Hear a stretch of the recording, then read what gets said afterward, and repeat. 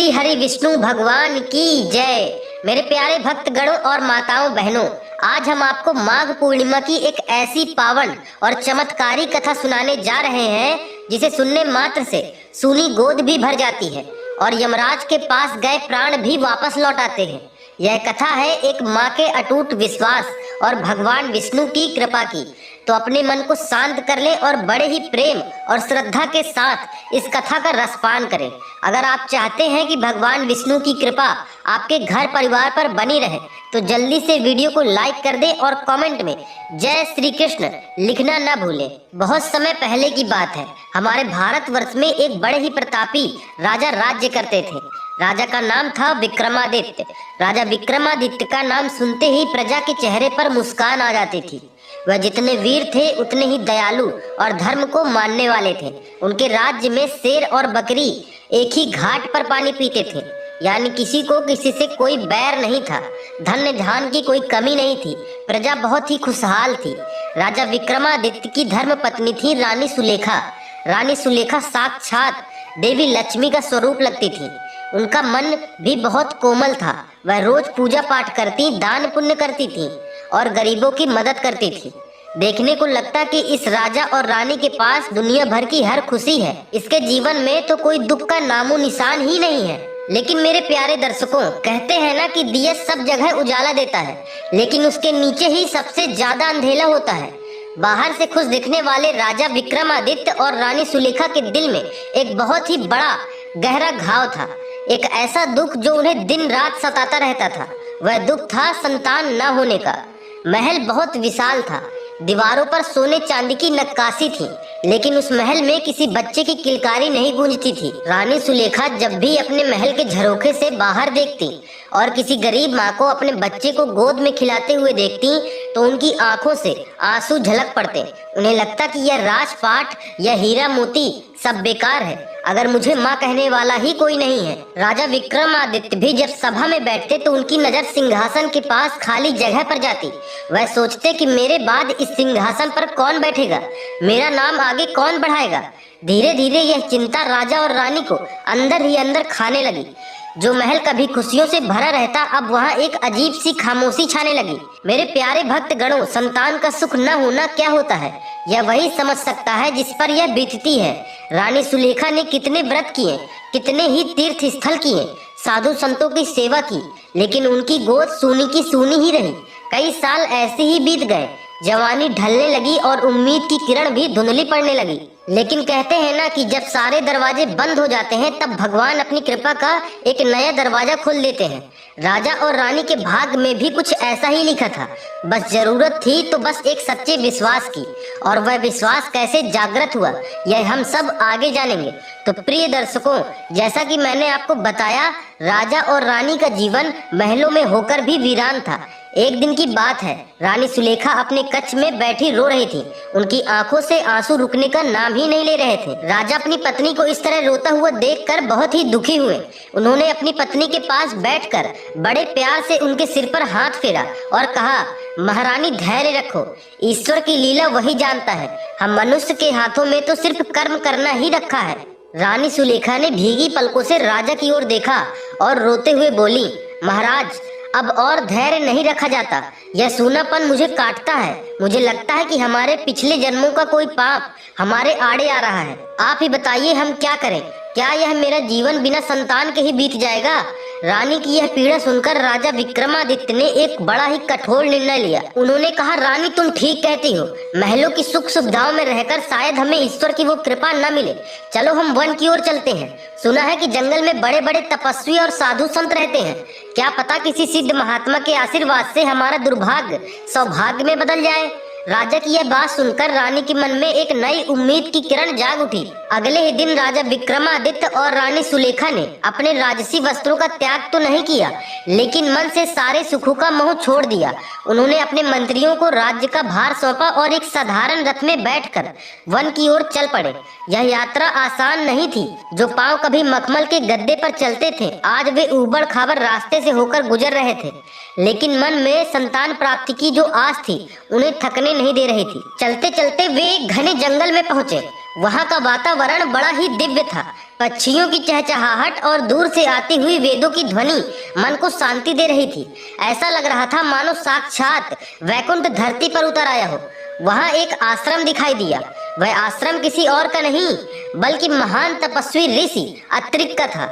ऋषि अत्रिक अपनी तपस्या के लिए तीनों लोकों में प्रसिद्ध थे।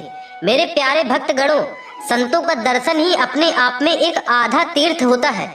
राजा और रानी ने देखा कि एक विशाल बरगद के पेड़ के नीचे एक महात्मा समाधि में लीन बैठे हैं। उनके चेहरे पर सूर्य जैसा तेज था। उनके पास शेर और गाय एक साथ बैठे थे, मानो उनकी तपस्या के प्रभाव से वहां कोई बैर भाव ही न हो। राजा और रानी ने दूर से ही रथ को रोक दिया और नंगे पांव उस महात्मा की ओर बढ़े। उनके पास जाकर राजा और रानी ने साष्टांग दंडवत प्रणाम किया और हाथ जोड़कर वहीं खड़े हो गए। वे तब तक खड़े रहे जब तक ऋषि का ध्यान नहीं टूटा। कुछ समय बाद जब ऋषि ने अपनी आंखें खोली तो उनके सामने राजा और रानी खड़े थे। एक राजा को इस तरह वन में आया देख ऋषि मुस्कुराए। उनकी मुस्कान में बड़ी करुणा थी। ऋषि ने हाथ उठाकर आशीर्वाद दिया और बड़ी सौम्य वाणी से पूछा, राजन तुम्हारा कल्याण हो। तुम तो चक्रवर्ती सम्राट विक्रमादित्य हो ना। तुम्हारे राज्य में तो सब कुशल मंगल है, प्रजा सुखी है। फिर भी आज इस घने जंगल में अपनी पत्नी के साथ इस तरह व्याकुल होकर आने का क्या प्रयोजन है? तुम्हारे चेहरे की यह उदासी बता रही है कि तुम्हारे हृदय में कोई बहुत ही गहरा दुख छिपा हुआ है। ऋषि के ये वचन सुनते ही रानी सुलेखा का सब्र का बांध टूट गया। वह ऋषि के चरणों में गिर पड़ी और रोते हुए बोली, हे मुनिवर, आप तो अंतर्यामी हैं। आप सब जानते हैं मेरे पास धन है, दौलत है, राज्य है, लेकिन हमारे घर का दीपक जलाने वाला कोई नहीं है। मेरी गोद सूनी है ऋषिवर। लोग मुझे बांझ कहकर ताना मारते हैं। अब यह दुख सहा नहीं जाता। कृपा करके मुझे मार्ग दिखाइए, नहीं मैं तो अपने प्राण त्याग दूंगी। रानी की यह दशा देखकर और उनकी करुण पुकार सुनकर वहां का वातावरण भी गमगीन हो गया। ऋषि अत्रिक ने अपनी दिव्य दृष्टि से राजा और रानी के भूत और भविष्य को देखा। उन्होंने कुछ देर आंखें बंद की और फिर गंभीर होकर बोले, राजन, देवी, शांत हो जाइए। विधाता के लेख को मिटाना आसान नहीं होता, लेकिन सच्ची भक्ति और तपस्या से लकीरें भी बदल जाती हैं। मेरे प्यारे दर्शकों, यहीं पर कहानी एक नया मोड़ लेती है।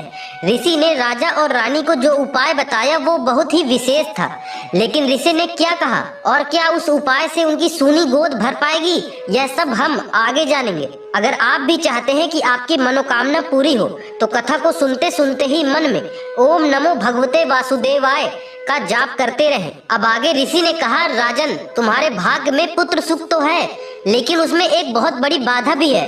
यह सुनकर राजा और रानी दोनों चौंक गए। एक तरफ खुशी थी कि पुत्र योग है और दूसरी तरफ डर था कि वो बाधा क्या है। ऋषि ने आगे कहा, तुम्हें भगवान विष्णु की शरण में जाना होगा। वही पालनहार है और वही तुम्हारी खाली झोली भी भर सकते हैं। मेरे प्यारे भक्तगणों, ऋषि अत्रिक की बात सुनकर रानी सुलेखा ने हाथ जोड़कर कांपती हुई आवाज में पूछा, ऋषिवर, कैसी बाधा? क्या मेरे भाग्य में माँ बनना नहीं लिखा? अगर कोई दोष है तो उसका निवारण भी तो होगा। आप तो सामर्थ्य हैं, दया करके हमें वो मार्ग बताइए जिससे हमारे आंगन में भी फूल खिल सके, चाहे कितनी भी कठिन तपस्या क्यों न करनी पड़े। मैं और महाराज पीछे नहीं हटेंगे। ऋषि अत्रिक उनकी निष्ठा और तड़प को देख रहे थे। उन्होंने अपने कमंडल से थोड़ा जल लिया और मंत्र पढ़कर राजा और रानी पर छिड़का। फिर उन्होंने बड़े ही गंभीर स्वर में कहा, राजन, देवी, भगवान विष्णु ही सृष्टि के पालनहार हैं। उनकी इच्छा के बिना कोई भी पत्ता नहीं हिलता। तुम्हारे पूर्व जन्म के कुछ कर्मों के कारण संतान सुख में विलंब है, लेकिन अगर तुम दोनों सच्चे मन से श्री हरि नारायण की शरण में जाओ तो तुम्हें संतान सुख अवश्य मिलेगा। ऋषि ने आगे कहा, मैं तुम्हें एक यज्ञ कराने का सुझाव देता हूँ। अपने राज्य वापस जाओ और पूर्ण विधि विधान से पुत्र कामेष्ट यज्ञ करवाओ। ब्राह्मणों को दान दो, गरीबों को भोजन करवाओ और नित्य भगवान विष्णु के ओम नमो नारायण मंत्र का जाप करो। भगवान की कृपा हुई तो बहुत जल्द ही तुम्हारी गोद भरेगी। ऋषि ने उन्हें मंत्रों से पढ़ा हुआ एक फल दिया और कहा, इसे प्रसाद रूप में ग्रहण करना। ऋषि के वचनों ने राजा और रानी के मुरझाए हुए चेहरों पर फिर से रौनक ला दी।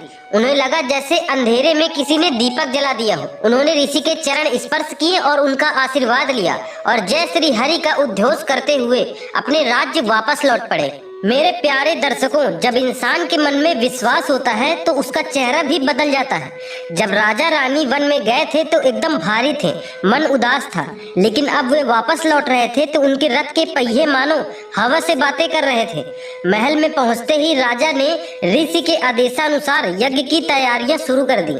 पूरे राज्य में खबर फैल गई कि राजा और रानी एक विशेष अनुष्ठान कर रहे हैं। प्रजा भी अपने राजा रानी से बहुत प्यार करती थी, इसलिए हर घर में, हर मंदिर में राजा के लिए प्रार्थनाएं होने लगी। हे प्रभु, हमारे राजा की झोली भर दो, यही पुकार हर तरफ गूंजने लगी। यज्ञ शुरू हुआ, पवित्र अग्नि में आहुतियां दी गईं, वेद मंत्रों की ध्वनि से पूरा आकाश गूंज उठा। रानी सुलेखा ने पूरे भक्ति भाव से भूखे प्यासे रहकर उस यज्ञ को पूर्ण किया और ऋषि का दिया हुआ फल प्रसाद के रूप में ग्रहण किया। और फिर वह शुभ घड़ी आ ही गई जिसका इंतजार बरसों से था। समय का चक्र घूमा और रानी सुलेखा गर्भवती हुई। यह सुनते ही राजा विक्रमादित्य की खुशी का ठिकाना न रहा। महल में उत्सव का माहौल हो गया। रानी और दासियों ने मंगल गीत गाने शुरू कर दिए। राजा इतने खुश हुए कि उन्होंने अपना खजाना खोल दिया और गरीबों में इतना धन लुटाया कि राज्य में कोई भी दरिद्र नहीं बचा। 9 महीने पूरे होने पर एक सुहावनी सुबह, जब सूरज की पहली किरण धरती पर पड़ रही थी, राजमहल में एक नन्हे बालक की किलकारी गूंज उठी।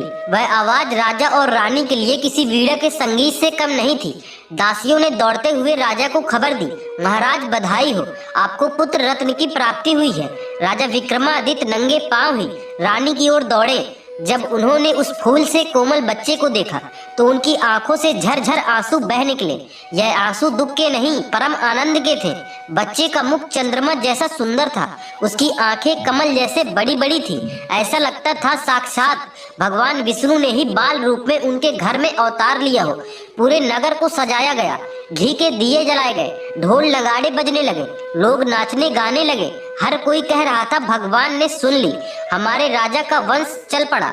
राजा ने अपने पुत्र को गोद में उठाया और उसे चूमते हुए कहा, मेरे लाल, तुम मेरे जीवन का प्रकाश हो। लेकिन मेरे प्यारे भक्तगणों, उस खुशी के शोर में कोई यह नहीं जानता था कि नियति ने क्या खेल रच रखा है। ऋषि की वह बात कि एक बाधा है, अभी भी भविष्य के गर्भ में छुपी हुई है। अभी तो सब खुश थे, लेकिन आने वाला कल क्या रंग दिखाने वाला था, इससे सब अनजान थे। उस बालक का नामकरण संस्कार हुआ, बड़े बड़े ज्योतिषी बुलाए गए। जब ज्योतिषियों ने बालक की कुंडली देखी तो उसके माथे पर चिंता की लकीरें उभर आई। वे एक दूसरे को देखने लगे। राजा ने यह भांप लिया। उन्होंने पूछा, पंडित जी, आप रुक क्यों गए? क्या बात है? मेरे पुत्र का भविष्य कैसा है? दर्शक मित्रों, आगे बढ़ने से पहले अगर आप भी भगवान विष्णु की लीला पर विश्वास करते हैं तो अभी के अभी चैनल को सब्सक्राइब कर लें, ताकि आगे की कथा आपसे छूट न जाए। और कमेंट में लिखें जय श्री कृष्ण। राजा विक्रमादित्य के बार बार पूछने पर राजपुरोहित ने भारी मन से अपनी पोथी बंद की और राजा की आंखों में देखते हुए बोले, महाराज, आप वीर हैं, ज्ञानी हैं, इसलिए सत्य सुनने का साहस रखें। ग्रह नक्षत्र बता रहे हैं कि यह बालक बहुत ही गुणी होगा, तेजस्वी होगा और इसका यश चारों दिशाओं में फैलेगा। लेकिन पुरोहित जी इतना कहकर चुप हो गए। महल में सन्नाटा पसर गया। रानी सुलेखा का दिल जोर जोर से धड़कने लगा। उन्होंने आगे बढ़कर पूछा, लेकिन क्या पंडित जी रुक क्यों गए? क्या मेरे लाल पर कोई संकट आया है? तब मुख्य ज्योतिषी ने कांपते हुए स्वर में वह बात कही जिसने राजा और रानी के पैरों तले जमीन खिसका दी। उन्होंने कहा, महाराज, विधाता के लेख को कोई नहीं मिटा सकता। यह बालक अल्पायु है। इस बालक की जीवन रेखा बहुत छोटी है। इसका सुख आपको केवल 5 वर्ष तक ही मिलेगा। 5वें वर्ष की समाप्ति पर यमराज के दूत इसे अपने साथ ले जाएंगे। यह सुनते ही रानी सुलेखा हे राम कहकर वहीं पर मूर्छित होकर गिर पड़ी। राजा विक्रमादित्य, जो बड़े बड़े युद्धों में भी नहीं घबराते थे, आज एक बेबस पिता की तरह सिंहासन पर बैठ गए। महल की खुशियों पर पल भर में मातम छा गया। जो ढोल नगाड़े बज रहे थे वो बंद हो गए। पूरे राज्य में शोक की लहर दौड़ गई। राजा ने ज्योतिषियों के पैर पकड़ लिए और गिड़गिड़ाते हुए बोले, हे ब्राह्मण देवताओं, कोई तो उपाय होगा, कोई तो यज्ञ होगा, कोई तो पूजा होगी जिससे मेरे पुत्र की आयु बढ़ जाए। मैं अपना सब कुछ लुटाने को तैयार हूँ, बस मेरे बेटे की जीवन रेखा बढ़ा दीजिए। ज्योतिषियों ने दुख के साथ सिर झुका लिया और कहा, राजन, मृत्यु ध्रुव सत्य है। ब्रह्मा जी की लिखी लकीर को मिटाना हमारे बस में नहीं है। अब तो केवल श्री हरि विष्णु ही कोई चमत्कार करे तो करें, अन्यथा कोई इसका उपाय नहीं है। रानी सुलेखा जब होश में आई तो उन्होंने अपने नवजात शिशु को छाती से लगा लिया और फूट फूट कर रोने लगी। वह बच्चे को इतना कसक कर पकड़ी थी कि मानो यमराज अभी उससे छीनने ही आ रहे हैं। लेकिन मेरे प्यारे दर्शकों, समय को कौन जानता है। राजा और रानी ने पत्थर दिल करके यह स्वीकार कर लिया कि जो भगवान की मर्जी होगी वही होगा। उन्होंने सोचा कि हमारे पास इस बच्चे के साथ केवल 5 साल ही हैं, तो क्यों ना इन 5 सालों में हम इसे इतना प्यार दें, इतना स्नेह दें कि यह जीवन भर का सुख हमें दे जाए। समय धीरे धीरे बीतने लगा। वह राजकुमार जिसका नाम विजय सेन रखा गया था, शुक्ल पक्ष के चंद्रमा की तरह बढ़ने लगा। वह बालक इतना अद्भुत था कि जो भी उसे देखता बस देखता ही रह जाता। अभी वह घुटनों के बल चलना सीखा ही था कि उसकी तोतली बोली ने सबका मन मोह लिया। जब माँ कहकर पुकारता तो रानी सुलेखा अपना सारा दुख भूल जाती। लेकिन जैसे जैसे बालक बड़ा हो रहा था, राजा और रानी के दिल की धड़कनें बढ़ रही थी। हर गुजरता दिन उन्हें उस काली तारीख के करीब ले जा रहा था। जब राजकुमार का 1 साल हुआ तो उत्सव मनाया गया, लेकिन राजा की आंखों में नमी थी। जब वह 2 साल का हुआ तो रानी ने उसे नजर न लग जाए इसलिए काजल का टीका लगाकर ही रखती थी। राजकुमार विजय सेन आम बच्चों की जैसा नहीं था। 3 साल की उम्र में ही उसकी रुचि भगवान की भक्ति में लगने लगी थी। वह जब भी मंदिर की घंटी बजते सुनता तो अपने छोटे छोटे हाथ जोड़कर खड़ा हो जाता। उसे देखकर ऐसा लगता मानो वह पिछले जन्म का कोई सिद्ध योगी हो जो थोड़े समय के लिए धरती पर आया है। राजा उसे देखते और सोचते, हे ईश्वर, इतने होनहार बालक को तुम कैसे छीन सकते हो। देखते ही देखते 4 साल बीत गए। अब 5वां साल शुरू हो चुका था। यह साल राजा और रानी के लिए कांटों पर चलने जैसा था। वे एक पल के लिए राजकुमार को अपनी आंखों से ओझल नहीं होने देते थे। रात को रानी सोती नहीं थी, बस अपने बेटे के सीने पर हाथ रखकर उसकी धड़कन महसूस करती रहती थी। वह डरती थी कि कहीं नींद में यमराज आ न जाए। और आखिरकार वह अशुभ घड़ी आ ही गई। राजकुमार के 5वें जन्मदिन पर अब कुछ ही दिन बाकी थे। महल के जन्मदिन की तैयारियां चल रही थी, लेकिन उदासी के साथ। राजा विक्रमादित्य ने मन ही मन भगवान विष्णु से प्रार्थना की, हे प्रभु, मैंने सुना है कि आपके दर में कोई खाली नहीं लौटता। क्या एक पिता की झोली खाली रह जाएगी? मेरे प्यारे भक्तगणों, कहते हैं कि होनी होकर रहती है। 5वां जन्मदिन आया। सुबह राजकुमार ने स्नान किया, नए वस्त्र पहने और अपने माता पिता के चरण स्पर्श किए। रानी ने उसकी बलाएं ली और बहुत सारा दान पुण्य किया। दिन भर सब ठीक रहा। राजकुमार बहुत खुश था, खेल रहा था, हंस रहा था। उसे देखकर लग ही नहीं रहा था कि उसके साथ कुछ बुरा होने वाला है। शाम हुई, सूरज ढलने लगा। तभी अचानक खेल खेल में राजकुमार विजय सेन जमीन पर गिर पड़ा। दासियां दौड़ी, राजकुमार, राजकुमार, लेकिन राजकुमार ने कोई जवाब नहीं दिया। उसका शरीर तपने लगा। राजा और रानी भागे भागे आए। राज वैद्य को बुलाया गया। वैद्य ने राजकुमार की नाड़ी देखी और उनका चेहरा पीला पड़ गया। उन्होंने राजा की ओर देखा और धीरे से सिर हिलाया। क्या यही था वह पल जिसका डर था? क्या ऋषि की भविष्यवाणी सच होने वाली थी? मेरे प्यारे दोस्तों, एक माँ के सामने उसके जिगर के टुकड़े के प्राण निकलना कितना कष्टदायी होता है, यह सोचकर ही रूह कांप जाती है। लेकिन क्या भगवान विष्णु अपने भक्त की लाज नहीं रखेंगे? क्या माघ पूर्णिमा का व्रत जो रानी ने सोचा था कोई चमत्कार दिखाएगा? मेरे प्यारे भक्त गणों, मन को बड़ा कड़ा करके मैं अब आगे की कथा सुना रहा हूँ। जैसे कि राजवैद्य ने सिर हिलाकर संकेत दिया था, वही अनर्थ हो गया था। राजा विक्रमादित्य और रानी सुलेखा जिस अनहोनी से पिछले 5 सालों से भाग रहे थे, वह अनहोनी काल बनकर उनके सामने खड़ी थी।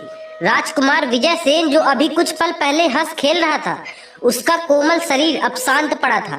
उसकी सांसें थम चुकी थी। वह नन्हे हाथ जो राजा की उंगली पकड़ते थे अब बेजान होकर लटके थे। वैद्यराज ने भारी गले से कहा, महाराज, अनर्थ हो गया। राजकुमार अब हमारे बीच नहीं रहे। यमराज अपना काम कर गए। यह शब्द सुनते ही रानी सुलेखा के मुख से एक ऐसी चीख निकली जिससे महल की दीवारें भी कांप उठी। वह पछाड़ खाकर अपने बेटे के मृत शरीर पर गिर पड़ी। वह उसे झंझोरने लगी। उठो बेटा विजय, उठो, देखो माँ बुला रही है। आज तो तुम्हारा जन्मदिन है, ऐसे कौन सोता है? तुम अपनी आंखें खोलो मेरे लाल। लेकिन वह तो गहरी नींद में जा चुका था, ऐसी नींद जिससे कोई नहीं जगा सकता। राजा विक्रमादित्य जो दुनिया के लिए एक वज्र के समान कठोर शासक थे, आज एक टूटे हुए कांच की तरह बिखर गए। वह जमीन पर घुटनों के बल बैठ गए और आकाश की ओर देखकर जोर से चिल्लाए, हे नारायण, यह कैसा न्याय है तेरा? दिया भी तो 5 साल के लिए, इससे अच्छा तो निसंतान ही रखता, कम से कम यह दुख तो न झेलना पड़ता हमें। पूरे राज्य में हाहाकार मच गया। जिस घर में मंगल गीत गाए गए थे वहां अब रोने पीटने की आवाज आने लगी। जिसने भी यह खबर सुनी उसकी आंखों से आंसू बह निकले। लोग कहने लगे, हाय विधाता भी कितना कठोर है, इतने सुंदर बालक को निगलते हुए उसे दया तक नहीं आई। धीरे धीरे रात गहराने लगी। राजपुरोहित और मंत्री राजा के पास आए और दबे स्वर में बोले, महाराज धैर्य धारण करें, जो होना था वो हो गया। अब हमें राजकुमार का अंतिम संस्कार करना चाहिए। मुंह का त्याग करें और विधि विधान के साथ हमें अंतिम संस्कार करना चाहिए। अंतिम संस्कार की बात सुनते ही रानी सुलेखा ने एक शेरनी की तरह दहाड़ लगाई। उन्होंने अपने बेटे के शव को अपनी गोद में कसकर पकड़ लिया और तलवार की तरह चीखी तीखी आवाज में बोली, खबरदार, अगर किसी ने मेरे बेटे को हाथ भी लगाया, मेरा बेटा कहीं नहीं जाएगा। यह मरा नहीं है, यह तो बस सो रहा है। मेरा दिल कहता है कि यह वापस आएगा। लोग रानी को समझाने लगे, महारानी यह शरीर नश्वर है, आत्मा जा चुकी है, अब इस मिट्टी को रोकने का कोई लाभ नहीं है, इसे पंच तत्व में विलीन होने दीजिए। लेकिन रानी सुलेखा का रूप आज चंडी जैसा हो गया था। उनकी आंखों से आंसू तो थे, लेकिन साथ ही एक अजीब सी जिद भी थी। वह बोली, नहीं, मैंने ऋषि के कहने पर यज्ञ किया था, भगवान विष्णु की आराधना की थी। भगवान मुझे आधा अधूरा वरदान नहीं दे सकते। अगर उन्होंने पुत्र दिया है तो उसे जीवन भी देना होगा। राजा विक्रमादित्य ने रानी को समझाते हुए कहा, सुलेखा पागल मत बनो, यमराज के पास गए प्राण कभी वापस नहीं आते, यह प्रकृति का नियम है। मेरे साथ चलो और इसे विदा करो। रानी ने राजा की ओर देखा और कहा, महाराज आप पिता हैं, लेकिन मैं माँ हूँ। मैंने इसे 9 महीने अपनी कोख में पाला है। मैं यमराज से लड़ जाऊंगी, लेकिन अपने बेटे को नहीं ले जाने दूंगी। मुझे याद है, मेरी दादी कहती थी कि सती सावित्री अपने पति के प्राण यमराज से वापस ले आई थी, तो क्या मैं एक माँ अपने बेटे के प्राण नहीं ला सकती? रानी की यह बातें लोगों को पागलपन लग रही थी। सबको लगता था कि पुत्र के वियोग में रानी का मस्तिष्क का संतुलन बिगड़ गया है। लेकिन प्यारे दर्शकों, यह पागलपन नहीं, यह एक माँ का अटूट विश्वास था, और जहाँ विश्वास होता है वहीं चमत्कार की गुंजाइश होती है। रानी ने घोषणा कर दी, मैं अपने पुत्र के शरीर को तब तक नहीं छोड़ूंगी जब तक उसके प्राण वापस नहीं आ जाते, चाहे मुझे अपनी जान ही क्यों न देनी पड़े। वहां उपस्थित सभी लोग सन्न रह गए। शव को रखे हुए समय बीतता जा रहा था। शास्त्रों के अनुसार सूर्यास्त के बाद या अगले दिन तक अंतिम संस्कार हो जाना चाहिए, नहीं तो शरीर खराब होने लगता है। लेकिन रानी हिलने को तो तैयार ही नहीं थी। तभी भीड़ में से एक वृद्ध दासी आगे आई। उसने रानी के कान में कुछ कहा। उसने याद दिलाया कि महारानी, कल से माघ का महीना शुरू हो रहा है। कहते हैं माघ मास में त्रिवेणी संगम पर देवताओं का वास होता है और भगवान विष्णु जल में निवास करते हैं। क्या पता माघ का कोई पुण्य आपके काम आ जाए। यह सुनते ही रानी की आंखों में एक चमक आ गई। उन्होंने तय कर लिया कि वह माघ मास के व्रत रखेंगी और भगवान विष्णु को मजबूर कर देंगी कि वे उसके पुत्र को लौटाएं। लेकिन एक मृत बालक के शरीर को कैसे सुरक्षित रखा जाएगा, और यमराज जो प्राण ले जा चुके हैं वे भला वापस क्यों आएंगे? मेरे प्यारे भक्त गणों, यहाँ से शुरू होता है एक माँ का संघर्ष, एक ऐसा संघर्ष जो धरती और आकाश को हिला देने वाला था। रानी सुलेखा अब क्या करेंगी, वह कैसे तपस्या करेंगी, यह देखना बहुत ही दिलचस्प था। मेरे प्यारे भक्त गणों और माताओं बहनों, अब हम कथा के उस पड़ाव पर हैं जहां विज्ञान भी हार जाता है और विश्वास की लड़ाई शुरू होती है। जैसा कि आपने देखा कि रानी सुलेखा ने अपने मृत पुत्र के शरीर को छोड़ने से साफ मना कर दिया। महल में सन्नाटा था, लेकिन रानी के मन में एक तूफान चल रहा था। राजा विक्रमादित्य ने रानी की आंखों में देखा। उन आंखों में पागलपन नहीं बल्कि सती का तेज था। राजा समझ गए कि अगर आज उन्होंने रानी को रोका तो वह अपने प्राण त्याग देंगी। राजा ने भारी मन से राजवैद्य और मंत्रियों को आदेश दिया, अगर महारानी चाहती हैं कि अंतिम संस्कार न हो तो न हो, लेकिन इस कोमल शरीर को सड़ने से कैसे बचाया जाए। तब राज्य के सबसे पुराने और ज्ञानी वैद्य आगे आए। उन्होंने कहा, महाराज, शास्त्रों में और आयुर्वेद में एक उपाय है, तैल द्रोणी। हम राजकुमार के शरीर को विशेष औषधियों वाले तेल के कुंड में डुबो कर रखेंगे। यह तेल शरीर को खराब नहीं होने देगा। लेकिन वैद्य ने रुकते हुए रानी की ओर देखा, लेकिन यह केवल शरीर को बचा सकता है, प्राणों को नहीं। प्राण तो भगवान के हाथ में है। रानी सुलेखा ने तुरंत अपनी सहमति दे दी। एक बड़े से पात्र में सुगंधित और औषधीय तेल भरा गया। और बड़े ही कठोर मन से उस फूल से राजकुमार को उस तेल में लिटा दिया गया। सोचिए उस माँ के दिल पर क्या गुजरी होगी जो अपने बेटे को फूल की सेज पर सुलाती थी, लेकिन आज उसे उस तेल के कुंड में पड़ा देख रही थी। वह निर्जीव शरीर वहां तैर रहा था, मानो अभी गहरी नींद से जाग जाएगा। रानी सुलेखा ने उस कुंड के पास ही अपना आसन जमा लिया।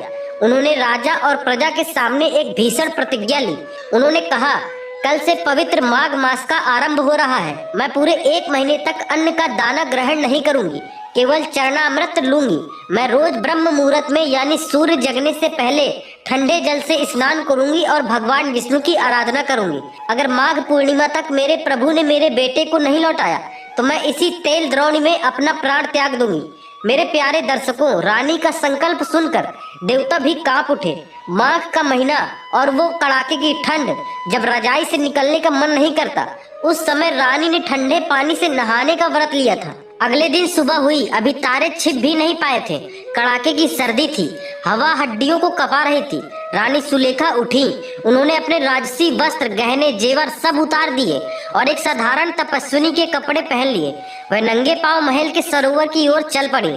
पानी इतना ठंडा था कि हाथ डालते ही शून्य पड़ गए, लेकिन रानी के अंदर तो पुत्र वियोग की आग जल रही थी, तो उन्हें बाहर की ठंड का क्या असर होता। हरिओम हरिओम का जाप करते हुए रानी बस उस बर्फीले पानी में उतर गई। उन्होंने डुबकी लगाई और कांपते हुए हाथों से सूर्य देव को अर्घ दिया। फिर वह गीले कपड़ों में ही भगवान विष्णु की मूर्ति के सामने बैठ गई। उन्होंने तुलसी दल चढ़ाया और रोते हुए पुकारा, हे जगत के पालनहार, हे लक्ष्मीपति, आपने प्रहलाद की रक्षा की, आपने ध्रुव को तारा बनाया। क्या इस अभागन माँ की पुकार आप तक नहीं पहुँच रही? यह बालक मेरा नहीं, आपका दिया हुआ प्रसाद है। अपने प्रसाद को ऐसे वापस मत लीजिए प्रभु। महल के लोग छिप छिप कर रानी को देखते और उनकी आंखों में आंसू आ जाते। राजा विक्रमादित्य भी दूर खड़े होकर यह दृश्य देखते और मन ही मन भगवान से प्रार्थना करते, हे प्रभु, मेरी पत्नी की लाज रख लेना, इसका विश्वास मत टूटने देना। दिन बीतते गए, 1 दिन, 2 दिन, 10 दिन।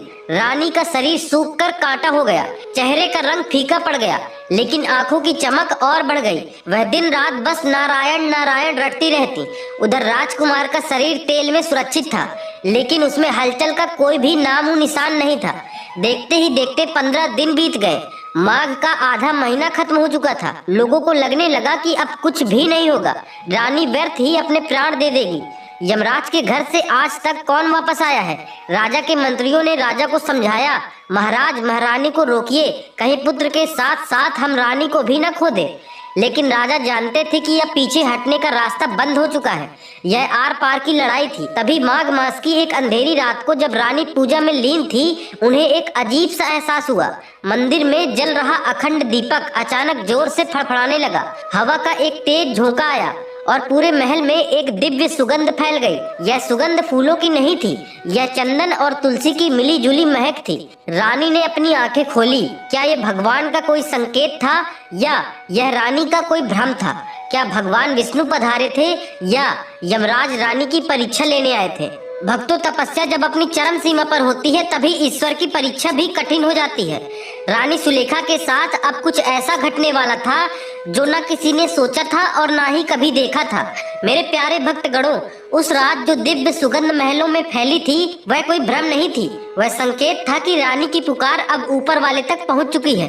लेकिन याद रखिए, भगवान जब देने पर आते हैं तो उससे पहले वो परखते हैं कि भक्त उस वरदान के योग्य है भी या नहीं। इसे कहते हैं भक्त की परीक्षा। रानी सुलेखा अपने पूजा में मग्न थी। तभी उन्हें किसी के कदमों की आहट सुनाई दी। उन्होंने आंखें खोली तो देखा कि एक बहुत ही वृद्ध ब्राह्मण, जिसके हाथ में एक लाठी थी और शरीर झुका हुआ था, उनके सामने खड़े हैं। पहरेदार बाहर थे, लेकिन इस ब्राह्मण को किसी ने रोका नहीं। यह अपने आप में एक आश्चर्य था। रानी ने अपना पूजा पाठ रोककर उस ब्राह्मण को प्रणाम किया और पूछा, महात्मा आप कौन हैं और इतनी रात को इस दुखी माँ के पास क्यों आए हैं?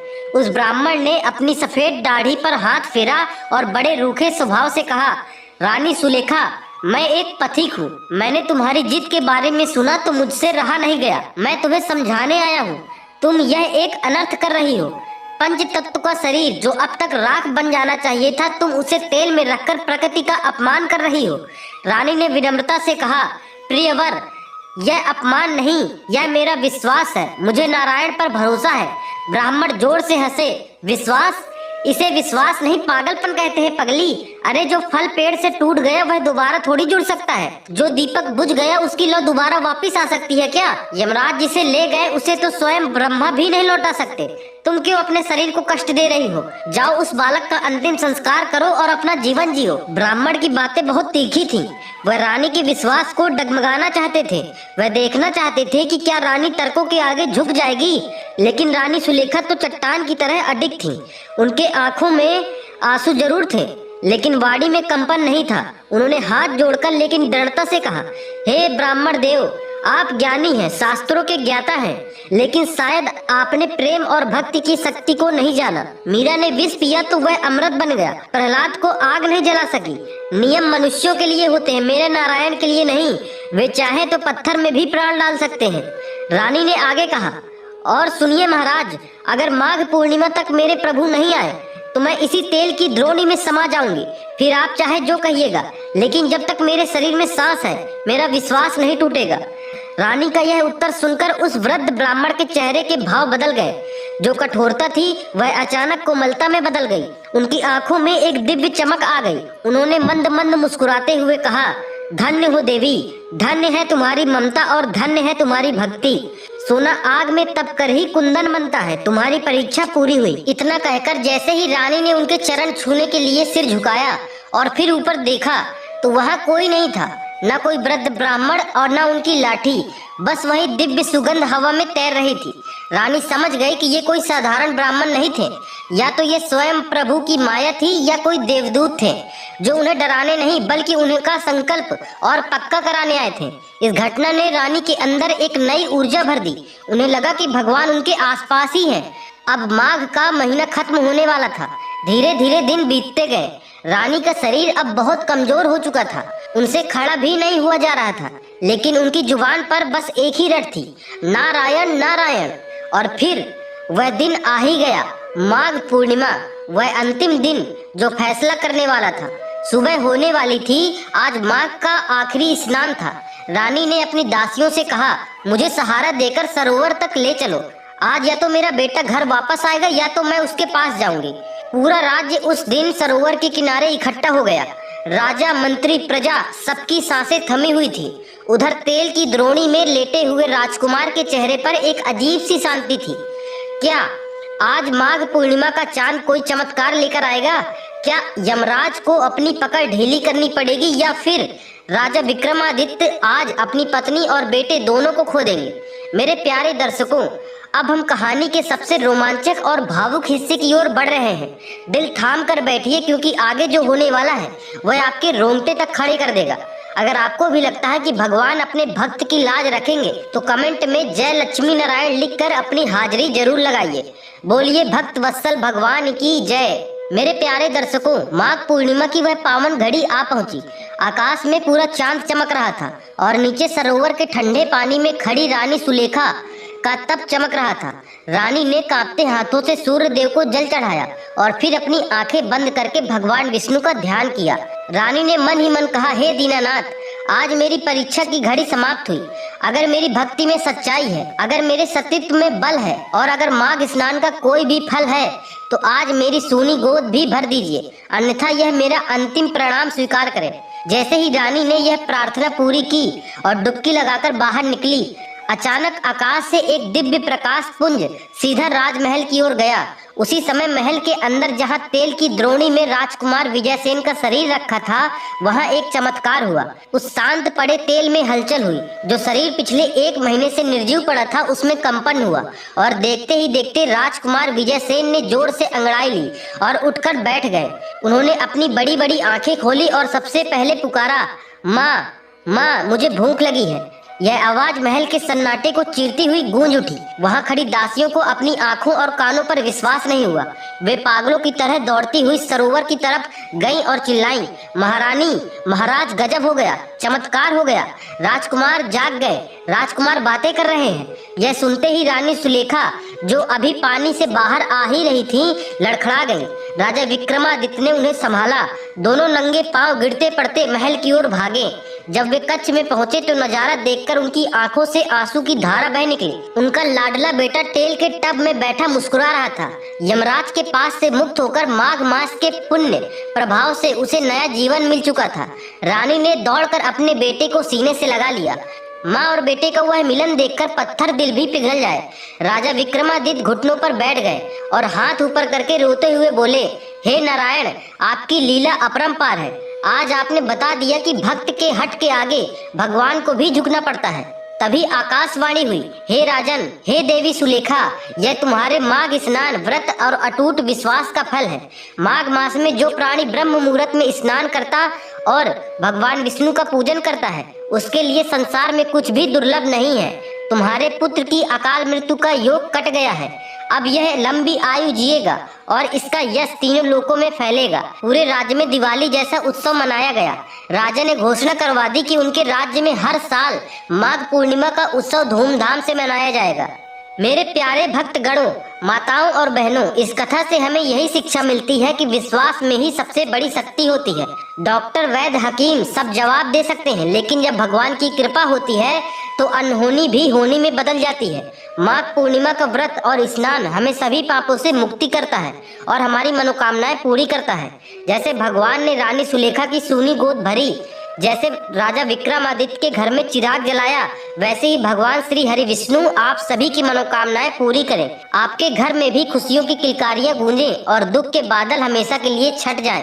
तो प्रेम से बोलिए जय श्री राधे। अगर आपको यह कथा पसंद आई हो तो इसे अपने दोस्तों और परिवार के साथ शेयर जरूर करें, ताकि उन्हें भी इसका पुण्य मिल सके। और जाने से पहले भगवान के दरबार में अपनी हाजिरी लगाने के लिए वीडियो को लाइक करके चैनल को सब्सक्राइब करके घंटी का बटन जरूर दबाएं। अगली वीडियो में फिर मिलेंगे एक नई और पावन कथा के साथ। तब तक के लिए आप सभी को मेरा प्रणाम। ओम नमो भगवते वासुदेवाय नमः।